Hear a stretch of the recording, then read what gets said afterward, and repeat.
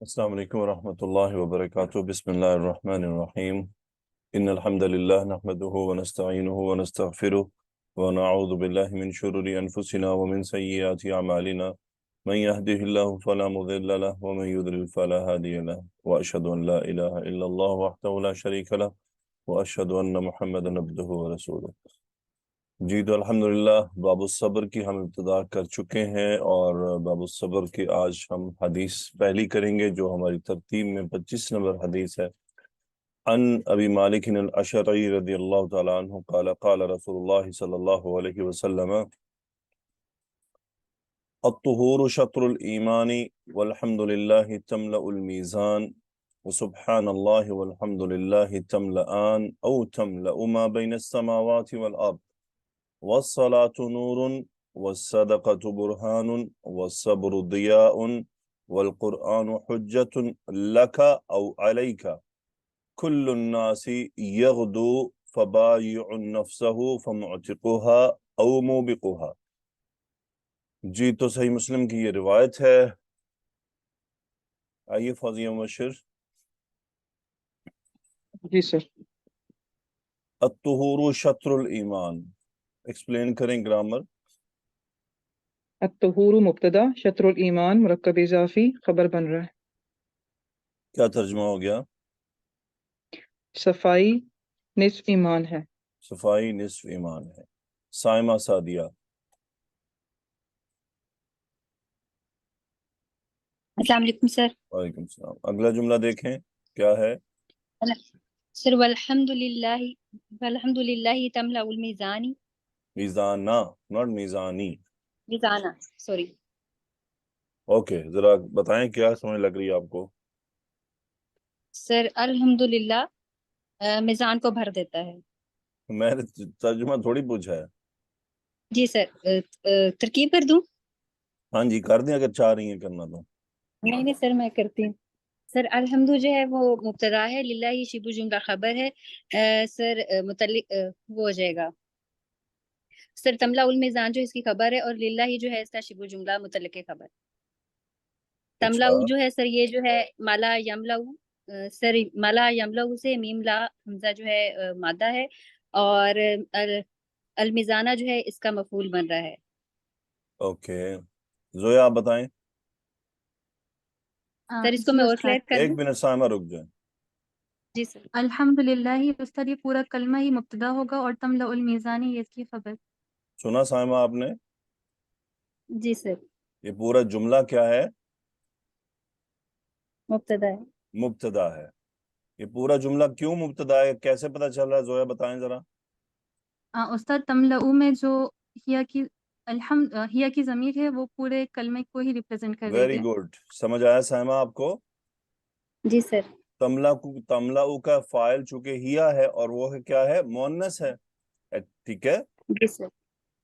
اب یہ سوچنے کی بات ہے، الحمد یہ کوئی مؤنث تو نہیں ہے نا؟ جی سر۔ تو پھر یہ آخر محمد مؤنث کی ضمیر کہاں جا رہی ہے؟ تھوڑا سا غور کریں تو اس کا مطلب یہ پورا ایک کلمہ ہے۔ کہاں یہ جا رہا ہے؟ الحمدللہ، یعنی یہ جو کلمہ ہے تملأ المیزانہ۔ اوکے زویا، تملأ کا ذرا مادہ اور باب بتائیں۔ جی استاد، میم لام حمزہ ملأ یملأ باب فا سے، اور اس کا فاعل ہیا جو کہ الحمدللہ کی طرف راجع ہے، المیزانہ منصوب یا مفعول ہے۔ مفعول ہے، ویری گڈ۔ الحمدللہ تملأ المیزان۔ اوکے جی، تو آئیے رفیق النساء۔ جی سر، السلام علیکم۔ وعلیکم السلام ورحمۃ اللہ وبرکاتہ۔ اگلا جملہ پڑھیں۔ وسبحان اللہ والحمد للہ تملعانی۔ تملأانی، اوکے پہلے یہاں تک ایکسپلین کریں ذرا، یہ کیا ہے؟ اور سبحان اللہ والحمد میں گرامر للہ، بتائیں، ترجمہ نہیں بتائیں۔ جی جی جی جی، سبحان اللہ اور الحمد للہ یہ مبتدا ہو رہا ہے اور تملانی خبر ہو رہا ہے۔ ٹھیک ہے، تو سبحانہ منصوب کیوں ہے؟ سبحانہ سر آپ کہتے ہیں کہ یہ محذوف فعل کا میں مفعول نہیں کہتا ہوں، یہ مطلق گرامر کہتی ہے۔ اوکے جی، اوکے اوکے، مفعول مطلق ہے، اور پھر سر یہ مضاف بھی بنتا ہے۔ ٹھیک ہے، محذوف فعل کا، محذوف نہیں محذوف، ٹھیک ہے؟ محذوف، ओके مفعول کے وزن پر، محذوف جسے حذف کر دیا گیا ہو، ٹھیک ہے؟ جی کس وزن پر؟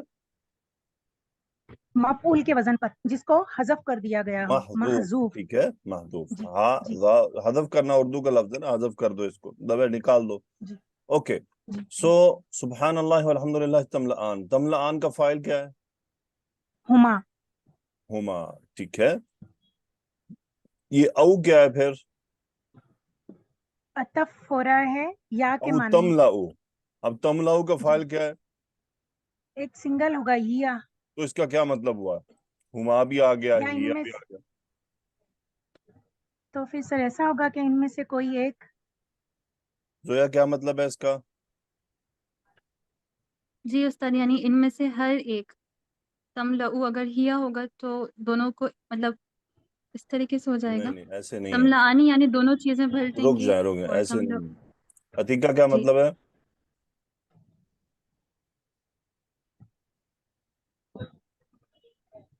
عتیقہ افضل، ماشاء اللہ، جب سے کالج کی پروفیسر بنی ہیں کلاس میں سنانا ہی پسند نہیں کرتی. نہیں نہیں سر، ایسی اللہ بات نہیں، وہ برکت میں دے آپ موبائل کے کے پروفیسری میں. آمین. سر مجھے ان کی نہیں سمجھ آئی تھی کیوں دو اوکے، کوئی بات دفعہ. نہیں، کوئی بات نہیں. کیا ہے، دیکھیں، ایک تو پہلی چیز حدیث کے اندر اس طرح کے لفظ کیا بتاتے ہیں ہمیں؟ فوزی مبشر معلوم ہے آپ کو، یہ او جب آپ دیکھتی ہیں حدیث میں تو اس کا کیا تقریباً مطلب ہوتا ہے؟ یا کا مطلب ہوتا ہے یا وہ پھر تو ترجمہ ہے. وجہ کیا ہے؟ تو کیا وجہ ہوتی ہے؟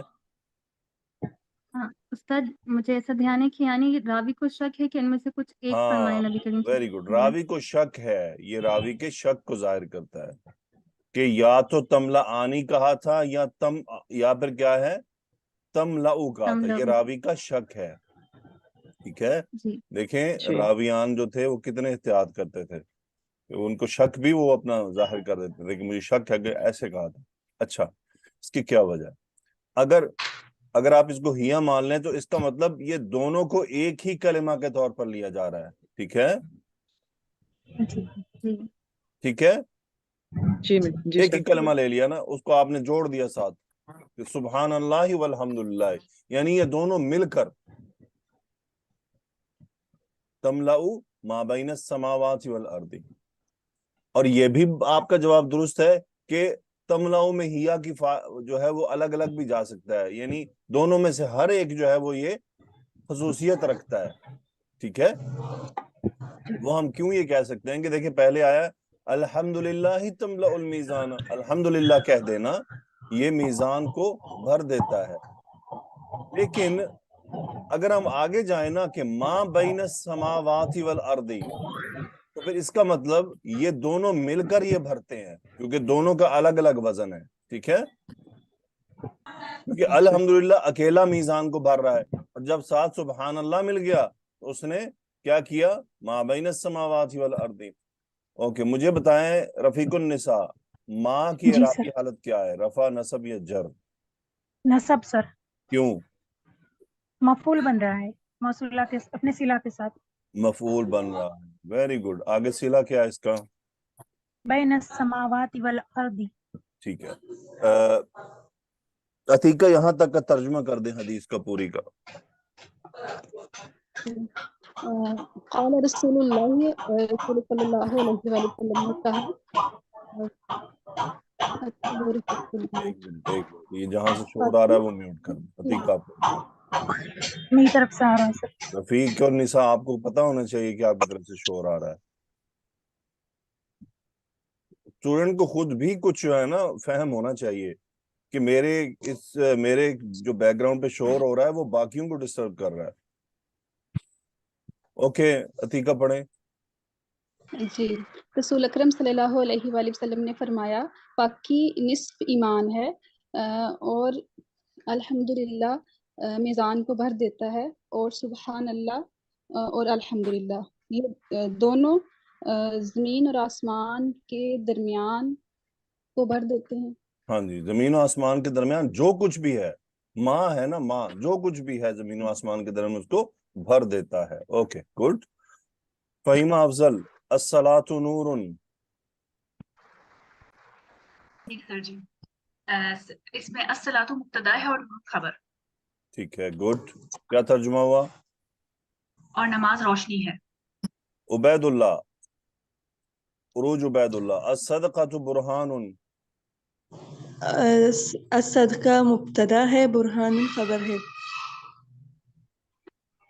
ترجمہ اور صدقہ دلیل ہے. صدقہ دلیل ہے. ثانیہ ارشد. السلام علیکم. وعلیکم السلام. الصبر ضیاء.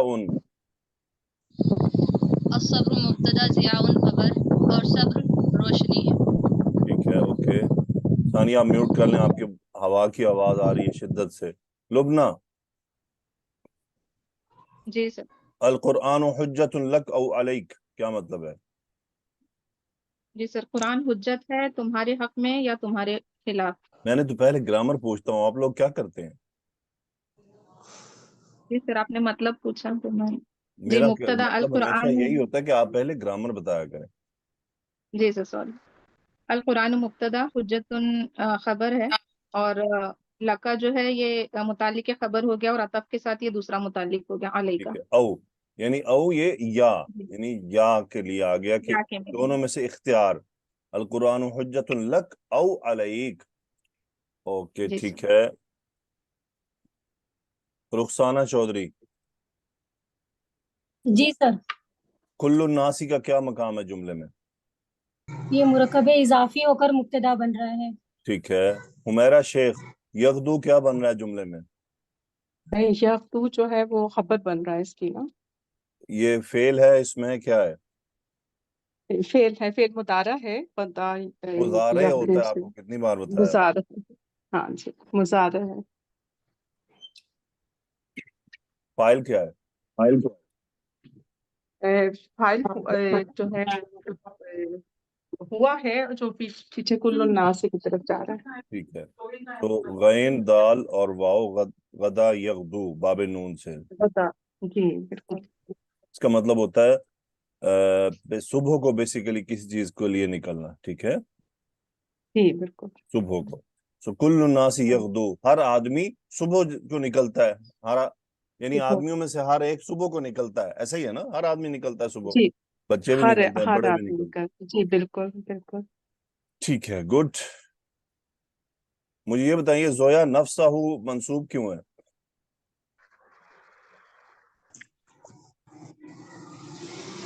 استاد یہ مفعول ہے بائیون اسم الفاعل کے لیے. ٹھیک ہے. بائیون اسم الفاعل کے لیے مفعول ہے، تو کیا ترجمہ ہوا؟ فبائیون نفسہ، وہ اپنی جان کو بیچنے والا ہے. اپنی جان کو بیچنے والا ہے. بائیون نفسہ، فا کے بعد ایک یعنی یہ کہ پاسبل ہے کہ مبتدا محذوف ہے. ٹھیک ہے. ہو سکتا ہے ہوا بائیون نفسہ یعنی وہ اپنی جان کو بیچنے والا ہے. تو یہ فا کیا ہے؟ تاکیب، نتیجہ، ترتیب اس کے لیے آ رہا ہے. سبب کل الناس یغدو، ہر آدمی صبح کو نکلتے ہیں. فبائع نفسہ، اور ان میں سے ہر ایک جو ہے وہ اپنی جان کو بیچنے والا ہے. ہر ایک اپنی جان کو بیچنے والا ہے. ٹھیک ہے. سو فمعتقھا، جب وہ اپنی جان کو بیچتا ہے تو بیچنے کے نتیجے میں بھی تو کچھ نکلنا ہے. تو یہ سائمہ معتقھا کیا چیز ہے؟ کون سا مرکب ہے؟ سر اسم الفاعل ہے. موتقھا مرکب اضافی بن رہا ہے. ہاں جی اسم الفاعل سر مرکب اضافی بن رہا ہے اسم الفاعل کے ساتھ. ٹھیک ہے. سو معتق کون سا اس میں؟ سر آتقا یوتقو موتقون. کیا کیا آپ نے سائمہ؟ سر باب آتقا یا فعال سے اسم الفاعل ہے. آتاکا یعتق موتقن، باب فعال سے. ٹھیک ہے. سر میں نے غلط بتایا. آپ نے کیا آتقا بتایا؟ آپ یوتقو. نے فعال کا تو نام ہی نہیں لیا. جی سر آتقا یوتی کو کہہ دیا. جی سر آتاکا باب یوتی کو فعال. پتہ نہیں چلا، پتہ چلا آتاکا اور عتیقہ کی سمجھ آئی ہے. سوری سر زیادہ تیزی بول دی. ہاں جی آتاکا یعتق. ٹھیک ہے. سو جی سر. معتقھا کیا ترجمہ ہوگا؟ معتقھا فمعتقھا. سر چھڑانے والا. ہاں جی. فبائع آزاد کرنے نفسہ، والا. اپنی جان کو بیچنے والا ہے. ٹھیک ہے. بس جی نتیجہ سر. تن فمعتقھا، اس کو آزاد کروا لیتا ہے. او یا پھر فوزیہ موبقھا. موبقھا. یہ موبقھا کیا چیز ہے؟ سر سر یہ او بھی بک اسم الفاعل جی فوزیہ سر یہ بولیں. بھی جی یہ اسم الفاعل ہے سر. واو با قاف اور بابی فعال سے او بقا یوبقو. Very good. واو با یوبقو با کاف او با کا یوبی کو کیا مطلب ہوتا ہے اس کا؟ یا پھر ہلاک کرنے والا. ہلاک کرنا. او با کا یوبی کو ہلاکت میں ڈالنے والا ہے. او با کا سو موبقوہا یا پھر کیا ہے وہ نہیں دونوں میں سے ایک کام ہر انسان کرتا ہے ہلاکت میں ڈالنے والا. چلیں الحمدللہ رب العالمین. اب ذرا اس کو تھوڑا سا ہم سمجھ لیتے ہیں. سو دیکھیں بات حدیث شروع ہو رہی ہے الطہور شطر الایمانی، صفائی نصف ایمان ہے. اور آپ کو پتہ ہے ہماری جو عبادات ہیں، نماز، خاص طور پر قرآن مجید کی قرات، ایک تو یہ وضو سے شروع ہوتی ہیں، اس کے لیے وضو ہے. حج میں آپ کو ایک مقام ہے اس پہ وضو رکھنا پڑتا ہے. عمرہ میں بھی ایک کچھ حصہ ہے جو آپ کو وضو رکھنا اس میں ضروری ہے. اور ویسے بھی باوضو رہنا یہ انسان کے لیے باعث برکت ہے ہر حوالے سے. اور اذکار کرنے کے لیے بھی اگر انسان وضو کو برقرار رکھنے کی تگودوں میں رہے گا تو وہ اس کے لیے برکت ہی برکت ہے، ورنہ اذکار میں وضو کی کوئی ضرورت نہیں ہے. لیکن بہرحال باوضو رہنا اور صاف رکھنا. اچھا اب اس کے اندر دیکھ لیں کہ بعض اوقات لوگ کیا کر جاتے ہیں. الطہور شطر الایمان، صفائی ایمان کا نصف ہے. اب یہ صفائی کیا صرف بدن کی صفائی ہے؟ کیوں مس فوزیہ؟ نہیں سر، یہ دل کی بھی صفائی ہے، اپنی سوچ کی بھی صفائی سر. اور ہمیں ظاہری ہر چیز صفائی کو بھی، پاک رکھنا گھر کی بھی چاہیے. صفائی، جی آپ کے صفائی علاقے کی صفائی، آپ کے محلے کی صفائی. جی سر یعنی ایگزیکٹلی. جب آپ چیزوں کو صاف رکھتے ہیں تو وہ پازیٹیو وائبز کریٹ کرتی ہیں. آپ ذرا گھر میں کچرا پڑا رہنے دیں، اس کی نیگیٹیوٹی کے اثرات آپ کے اوپر کچھ وقت میں ظاہر ہونا شروع ہو جائیں گے. آپ کی طبیعت میں چڑچڑا پن، کھردرا پن، ناپسندیدگی، ایک دوسرے سے اور چونکہ آپ دیکھیں گھر جو صاف ہوتا ہے نا، جو صاف ستھرا رکھا ہے، صاف کا یہ مطلب نہیں ہوتا کہ گھر کو سجایا ہوا ہے لائٹوں سے، پردوں سے، رنگوں سے. نو نو نو، یہ صاف کا مقصد نہیں ہے. یہ سجاوٹ ہے، تزئین و آرائش ہے. اس میں اسراف کی بڑے مسئلے موجود ہیں. سادگی میں یعنی بہرحال صفائی ہونی چاہیے. صفائی سے مراد ہے گندگی نہ ہو، چیزیں اپنی جگہ پر سمیٹی ہوئی ہوں، سمیٹ کر رکھی ہوئی ہوں. آپ کچن میں داخل ہوں تو پتہ چلے یہاں پر انسان رہتے ہیں. کیونکہ جانور اور انسان میں یہی فرق ہے کہ جانور چیزوں کو بکھیر کر رکھتے ہیں. ان کو کیا پتا، وہ تو آپ ان کو شاپر میں کوئی چیز ڈالے، وہ شاپر پھاڑ کر کھانا باہر نکال لیتے ہیں، اس کو بکھیر دیتے ہیں زمین پر.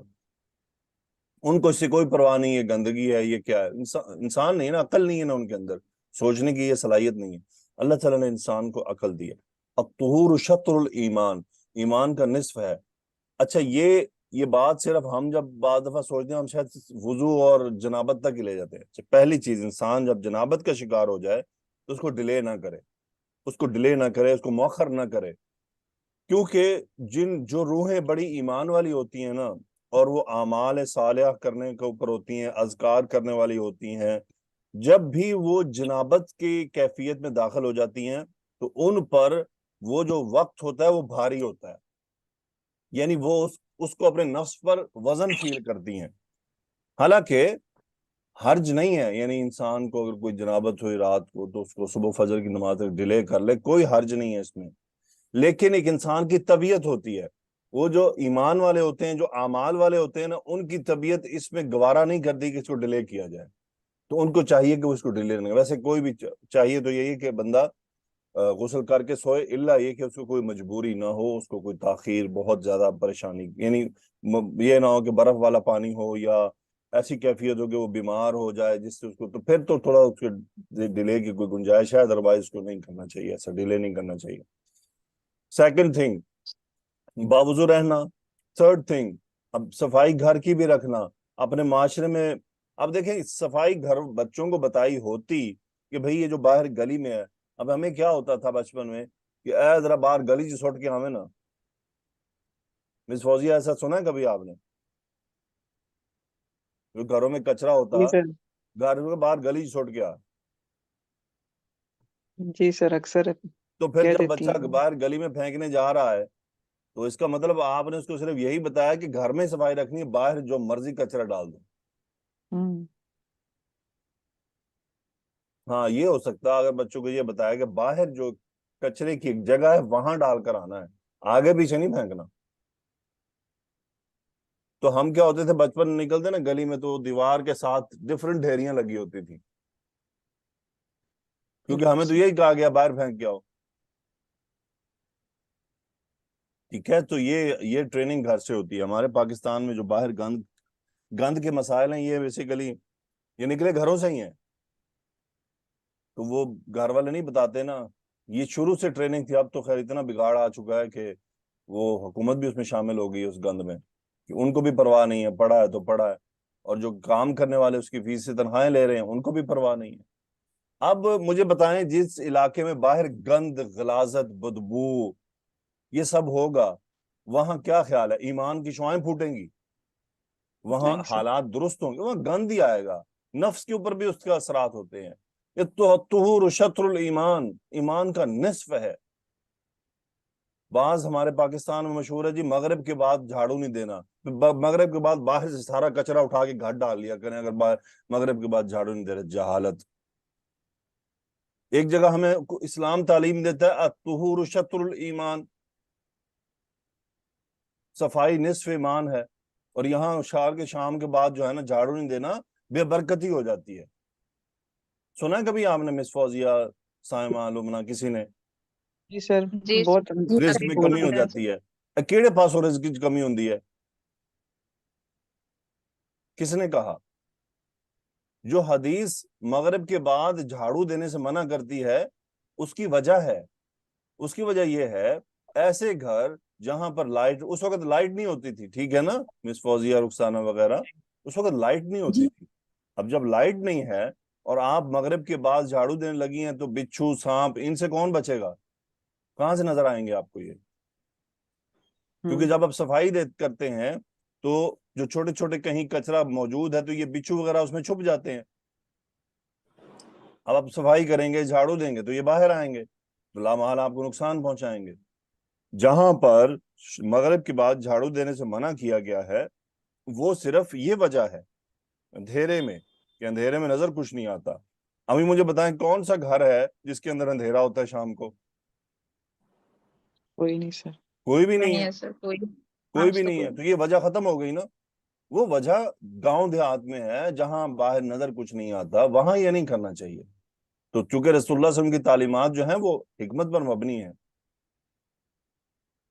باقی یہ سر مجھے ایسے کوئی بتائیں حدیث ہے؟ کون سی کتاب ہے جہاں یہ لکھا ہے کہ رزق میں کمی ہوتی ہے؟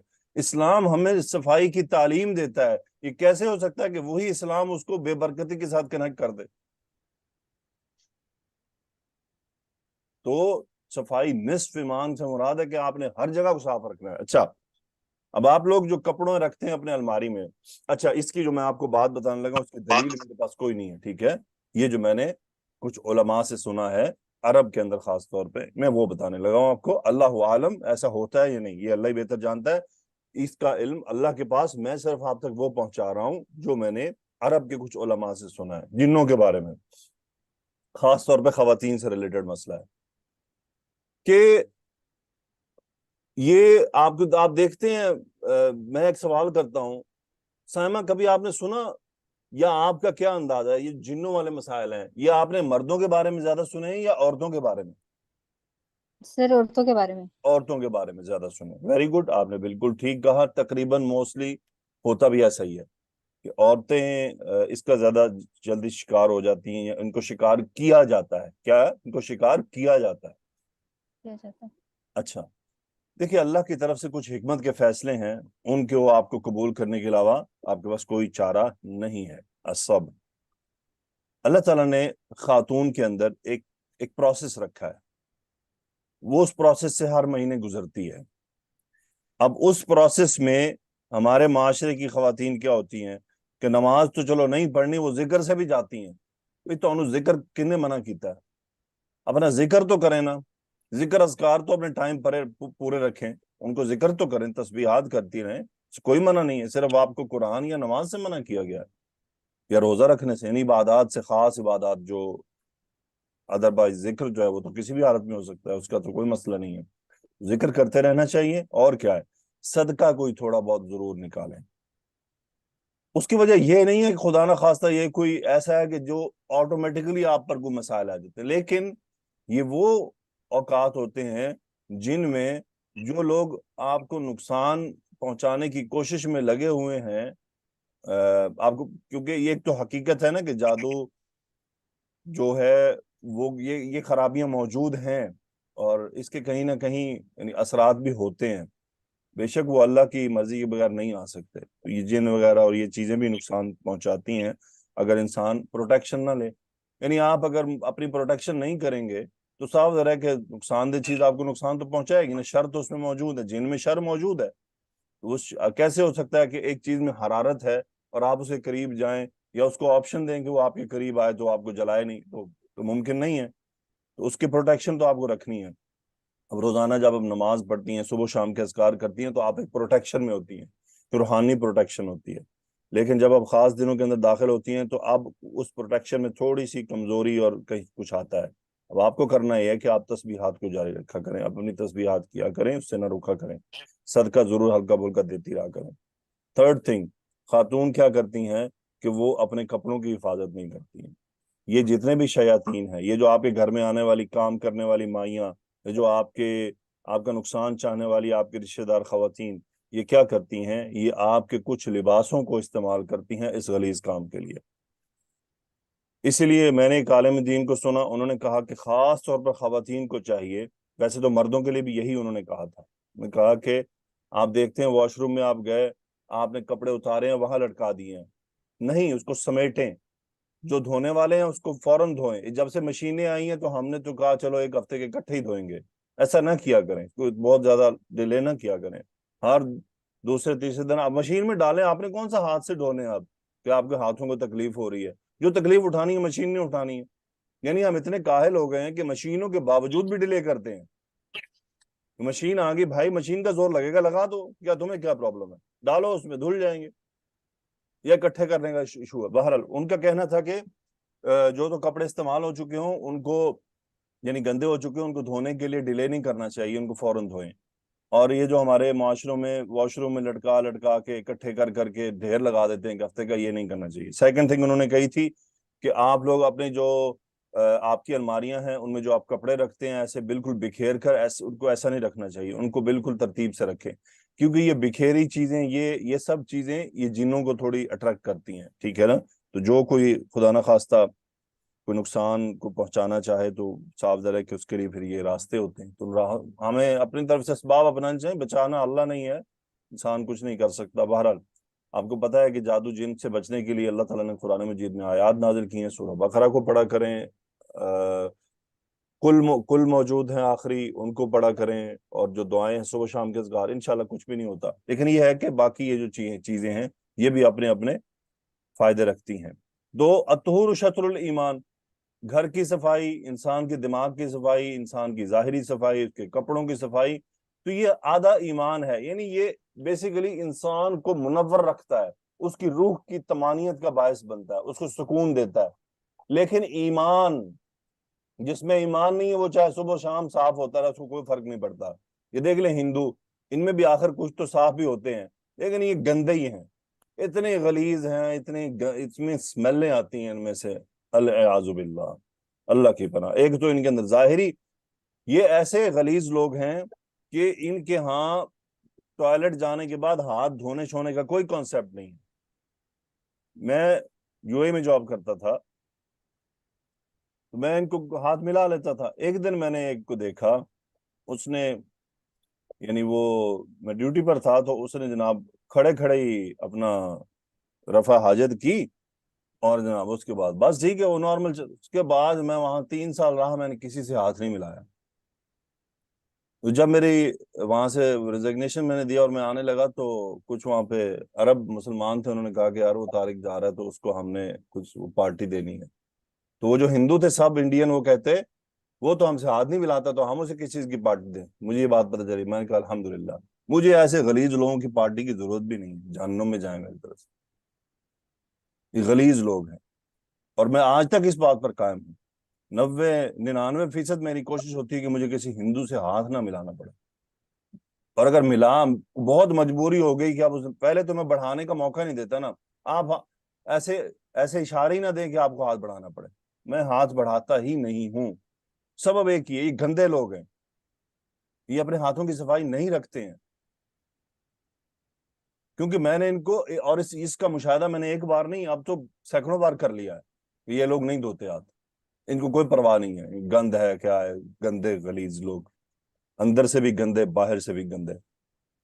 اچھا، اب پاکی جو ہے وہ نصف ایمان ہے، اللہ تعالی ہمیں اس کو اٹین کرنے کی توفیق عطا فرمائے. اب دیکھیں ذکر الحمدللہ سبحان اللہ اذکار ہیں، دیکھیں تملا المیزان، میزان کو بھر دیتا ہے، اتنا وزنی کلمہ ہے. روز قیامت جب یہ کلمات تلیں گے تو پھر وہاں پتہ چلے گا. تو اپنی زبانوں کو ان کلمات سے تر رکھیں، یہ ہمارے آخرت میں بھی میزان کو بھرنے والے ہیں، اور ان کی دنیا میں ہمارے جسم پر، ہمارے ارد گرد کے ماحول پر بڑے اثرات ہوتے ہیں.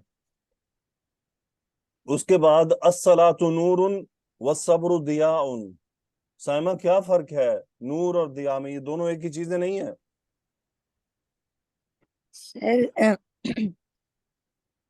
سر ہے تو دونوں روشنی کے میننگ میں، لیکن نور جو ہے سر اس میں ایک آگہی کے میننگ اور غور و تدبر کے میننگز بھی آ جاتے ہیں.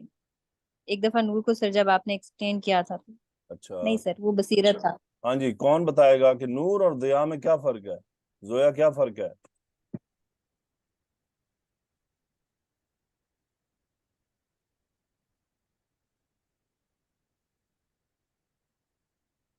سر نہیں آئیڈیا ہو رہا.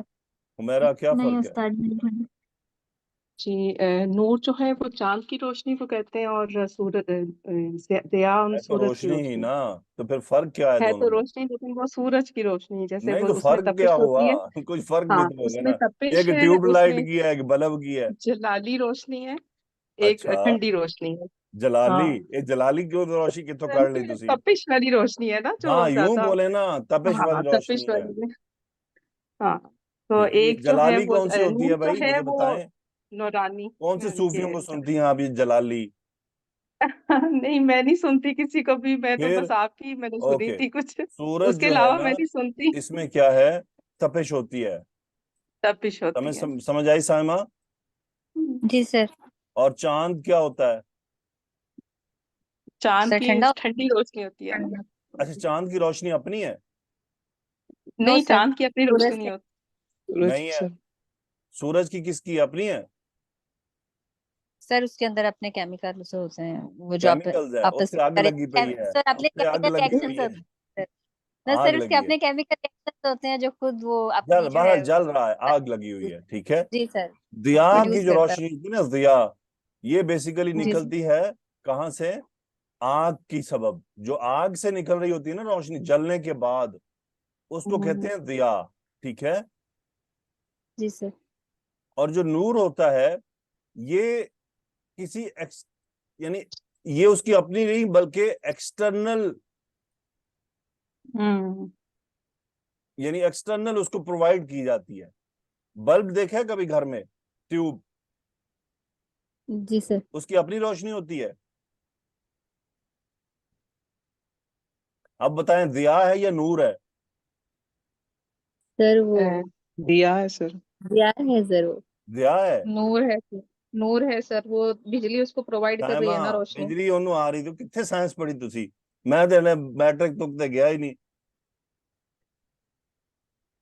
میری ایجوکیشن میٹرک کے بعد 3 سال کا ڈپلوما ہے جس کو کوئی مانتا بھی نہیں.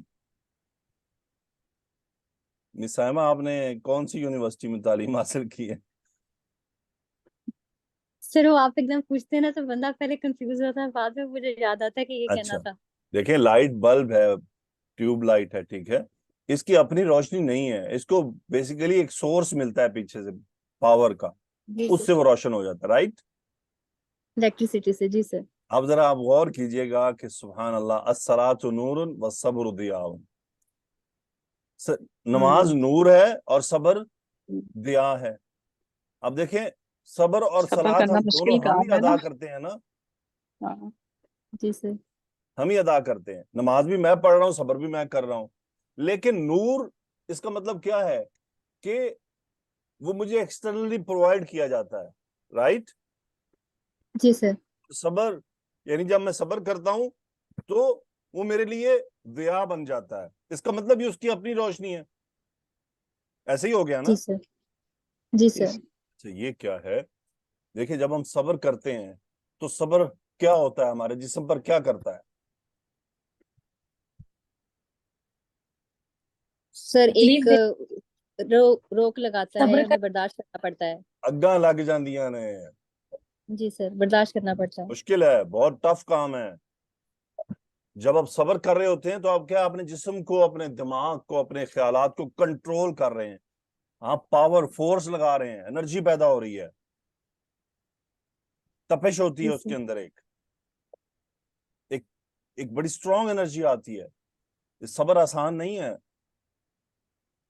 اس کے جسم پر. جی سر، اچھا پھر اس وقت ہمیں کرنا ہوتا ہے، لیکن اس کے بعد بڑے اثرات اس کے مثبت ہے جو ہم پڑھ چکے ہیں، ثمرات. اسی جی لیے سر، اسے ضیاء کا نام دیا، کیونکہ تپش اس کے اندر حرارت ہے. ایک الصلاۃ نور ہے. جب ہم نماز پڑھتے ہیں، نماز ایک ایسی عبادت ہے جس میں انسان بندہ اپنے رب کے بہت قریب ہوتا ہے. ایسے ہی ہے نا؟ جی سر، بندے اور رب کے درمیان کیا ہے؟ ملاقات ہے. اب جب آپ اپنے رب سے ملاقات کریں گی تو رب کیا ہے؟ نور نہیں ہے؟ جی سر، اچھا ہم رب سے ایک نور ہوتا ہے. اچھا جو رب کا نور ہے نا، اس کی ہم یہ ڈیفینیشن نہیں کریں گے کہ وہ ایکسٹرنل لائٹ آ رہی ہے، ایکسٹرنل سورس ہے، ٹھیک ہے؟ رب سے نور جی سے سر، مراد ایک کیفیت کا نام ہے، صحیح ہے نا؟ اوکے سر، یاد رہے دماغ کے گھوڑے ہر جگہ نہیں دوڑانے. جی سر، جہاں معاملات اللہ سبحانہ و تعالیٰ کے آئیں گے وہاں بریکیں. صحیح سمجھ سر، آئی؟ جی سر، بہت سارے ہمارے بھائی بہن اس وجہ سے بھی گمراہ ہو جاتے ہیں کہ وہ پھر اپنے دماغ کی جو زروں کو کھولتے ہیں اور ان کی لگامیں جو چھوڑتے ہیں تو پھر جانے دیتے ہیں، پتہ نہیں چلتا ان کو کہاں جا نکلے. تو جہاں صحیح، بات رب کی آئے گی وہاں پھر لمیٹیشن ہے ہماری، صحیح ہے نا؟ جی سر، اللہ تعالیٰ نے اپنے آپ کو نور علی نور خود فرمایا ہے سورہ نور میں، ایسا ہی ہے؟ جی سر، اوکے سو اس لیے ہم بس اتنا ہی رہیں گے. اچھا نور اور ضیاء کو تو میں نے آپ کو ایک ڈیفائن کیا ہے نا عربک ٹرمنالوجی میں، رائٹ؟ صحیح، اور اس کی جو ہمارے پاس کچھ شواہد موجود ہے، ایسے ہی نا؟ جی سر، لیکن اس کو رب سے نہیں جوڑنا آپ نے. یہ میں نے صرف یہ دو فرق آپ کو دکھانے کے لیے تھوڑا سا واضح کیا. اب دیکھیں جب آپ نماز پڑھیں گے آپ رب سے ملاقات کرنے جائیں، آپ کسی خوشبو والے سے ملاقات کرنے جائیں ہیں جی سر، اور اس کے پاس خوشبوئیں ہوں تو آخر کچھ تو آپ کو بھی لگے گی. جی سر، اور اگر آپ صبح شام ہی ملاقات کریں اس سے تو کیا ہوگا؟ خوشبو آئے گی سر خود آپ سے. سے بھی خوشبو آنے لگ جائے گی. جی سر، جب آپ رب سے ملاقات کریں، سجدے کریں، جتنی آپ پر، اب یہ تو آپ پر ہے نا کتنا نور چاہیے. میں نے آپ کو پہلے بھی بتایا ہے کہ اگر یہ جو جی سر، عورتیں کریمیں اور سیرمز اور پتہ نہیں دنیا جہان کی مہنگی مہنگی پروڈکٹس لگاتی ہیں اپنے چہروں پہ نور پیدا کرنے کے لیے، پیدا پھر بھی نہیں ہوتا، وہ جعلی نور ہوتا ہے تھوڑی دیر کے لیے. ایسی آج کل بہت جی فکر ہو رہی ہے خواتین کو، خاص طور پہ آج مردوں میں بھی ہو گئی ہے کہ جی چہرے پہ جو ہے نا نور ہونا چاہیے، اس کے لیے سیرم کیا، کریمیں کیا اور پتہ نہیں کیا گند بلا لگاتے رہتے ہیں. پھر کینسر کے مریض ہو جاتے ہیں، پھر کبھی جناب طرح طرح کے صابن استعمال کرتے ہیں. صرف چہرے کو جناب چمکتا ہونا چاہیے. جو چہرہ نور جو نماز سے چمکتا ہے نا، اس کا مقابلہ نہ کوئی سیرم کر سکتا ہے، نہ کوئی کریم کر سکتی ہے، نہ کوئی صابن کر سکتا ہے، نہ کوئی یہ جتنے یہ جو کیا لگاتے ہیں آج کل تو انجیکشن بھی لگا رہے ہیں، عجیب ہی دنیا چل پڑی کس طرف. بہرحال یہ جتنی چیزیں میری یہ جو آپ سن رہی ہیں نا، خاص طور پر جو بھی سنیں گے، یہ جو کچھ بھی آپ کو دیا جا رہا ہے نا میڈیکل سائنس میں خوبصورتی کے لیے، چہروں کے لیے، اس سب کے جسمانی طور پر اتنے گندے اثرات ہیں جو ابھی تو نہیں ہوں گے، بعد میں ہوں گے. اور یہ سب بیماریوں کے گھر ہیں. آج کل یاد رہے دنیا پیسے کے پیچھے بھاگ رہی ہے، ان کو کوئی پرواہ نہیں آپ کو کینسر ہوتا ہے، آپ کو کیا ہوتا ہے، اس سے ان کو کوئی لینا دینا نہیں. انہوں نے آپ کو وقتی طور پر چیز کو چمکا کے دکھا دینا، بعد میں چاہے جا کے وہ گندی ہو جائے، ان کو اس سے کوئی پرواہ نہیں. اپنی جان کا اللہ ताला ने ये नेमत दी है, इसका आपने हिफाजत करनी है। तो अस्सलातु नूरुन, मुझे उम्मीद है आपको सलात नूर समझ आ गया होगा कि नमाज इंसान के अंदर बाहर नूर पैदा कर देती है, और फिर कब्र के अंदर नूर पैदा करती है, और फिर रोजे क़यामत में नूर बन के जब अंधेरे होंगे तो सामने बताएगी कि हाँ भाई इधर जाना है हाजी साहब। अस्सदक़तु बुरहानुन, बुरहान कहते हैं दलील को। इसके मतलब यह है कि जो आदमी सदका देता है ये उसके ईमान की दलील है, ये उसके मोमिन होने की दलील है। जिसका जितना ईमान पुख्ता होगा, जितना ईमान ज्यादा होगा, जितना ईमानी लेवल हाई होंगे, उतना ही वो सदका की तरफ लपकने की कोशिश करेगा जब भी उसके सामने कोई मौका आएगा, और वो बिना मौके भी सदका अदा करता रहेगा। तो सदका एक आदमी के मोमिन होने की दलील है। अल कुरान हुज्जतुन लक व अलैक, यानी कुरान तुम्हारे लिए हुज्जत है या फिर तुम्हारे खिलाफ है।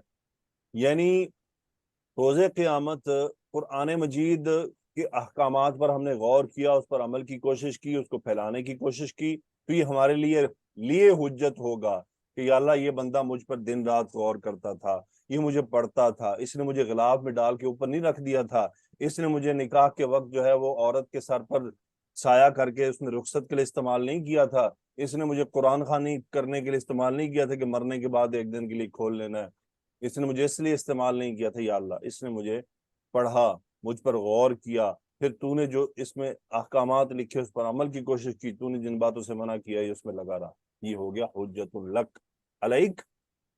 जो मैंने फिर बाद रिवर्स बातें की, फिर कहेगा हाँ इतने तो मुझे गिलाफ में चढ़ा के रख दिया, गिलाफ बड़ा खूबसूरत डाला था इसने, लेकिन उसने कभी खोला नहीं था मुझे।